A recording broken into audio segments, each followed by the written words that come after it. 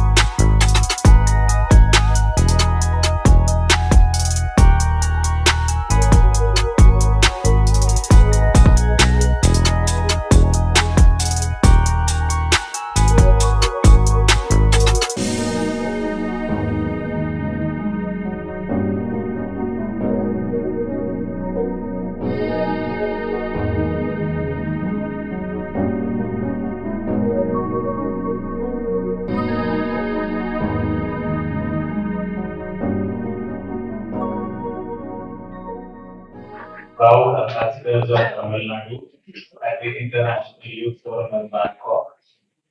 First வந்து என்னோட ஸ்கூல்ல வந்து ஆனந்தி மேம் அப்படின்ற ஒரு மேம் இருக்காங்க. எனக்கு வந்து அவங்க வந்து ஒவ்வொருத்தரும் இங்கிலீஷ் பேசும்போது நான் ஃபர்ஸ்ட் ஆளாக கை தூக்குவேன். எனக்கு தப்போ கரெக்டோ நான் வந்து அதை ஃபர்ஸ்ட் கை தூக்கிடுவேன்.